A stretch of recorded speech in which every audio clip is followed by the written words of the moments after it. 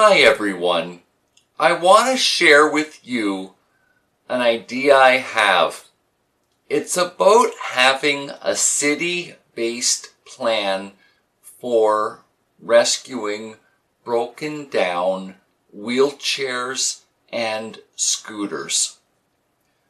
I live in Canada, so where I live, there's the extreme of both heat and cooling. So a broken down wheelchair or scooter on the side of the road has the very real possibility of becoming life-threatening if it isn't addressed in a timely fashion. The challenge with this is the resources to rescue a wheelchair or a scooter in a timely fashion. There are several options available. In a small community, a trailer where the back hitch falls down and then becomes like a ramp could be used to bring a wheelchair onto it and then at least drive it to the owner's home, where they're able to make a call to their mobility provider the next day to get it serviced and back in operation. In bigger towns, a mobility bus with the ramp for a wheelchair is helpful. It may not be necessary to go buy a new one for your community. There's going to be school buses and possibly vans that could be used which already have the equipment if you ask around the community and the bus services that your school board uses. The challenge on this is getting it so that it can be rescued around the clock. I've also seen flatbed tow trucks used to bring broken down wheelchairs home. So with the flatbed tow truck, it starts like this and then it shifts a little bit and forms a ramp. So the wheelchair or scooter could be loaded, put the ramp level, and then it just needs to be secured in place. It's not going to be ideal for someone who has no use of their legs, but it would be an option where a tow truck service is sort of on call 24 hours a day to get a scooter or a wheelchair at least home again, and the person that owns it in a safe environment. The other challenges with this might be addressing a flat battery. It's not good for wheelchairs to be just partially charged. The vast majority of wheelchairs now all use the standardized XLR connection. That's the same as microphones, where one side is positive and the other is negative. Perhaps a central resource in your community could be put in place where a charger is available to get a wheelchair going again and have it connected for maybe 2 hours to get it serviceable so the person could bring themselves home if a van's not available or a mobility bus isn't going to be available. Where I live, there is a wheelchair accessible taxi service available.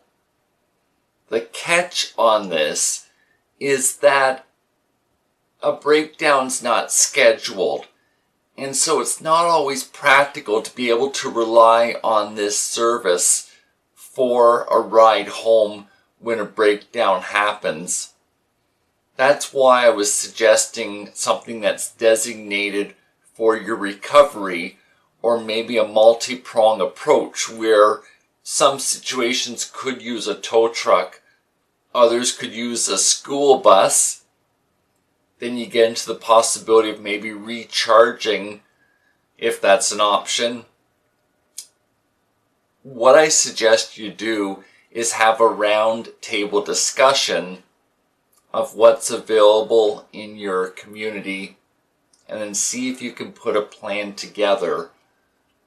Most mobility stores have vehicles which are wheelchair accessible. So that's another resource that could be brought to bear, especially if it's going to be life-threatening.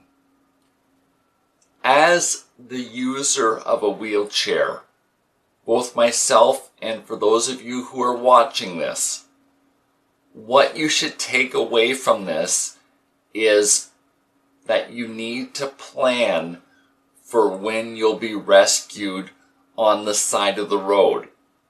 It's not a matter of if, but when. So some of the options that you could consider as an individual, I've gone over some of them already. So a mobility bus that's wheelchair accessible, taxi service that's wheelchair accessible, a friend that has a trailer that your wheelchair could be loaded up on, a friend who has a flatbed truck where your wheelchair could be lifted into it. You would need about 3 guys to lift one of these up because of the weight of the batteries.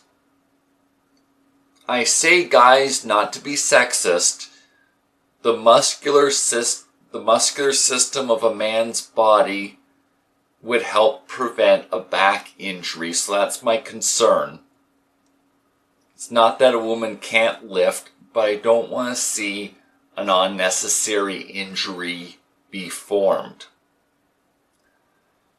We've also loaded my wheelchair into a van where it was, we laid it down after removing the batteries from it.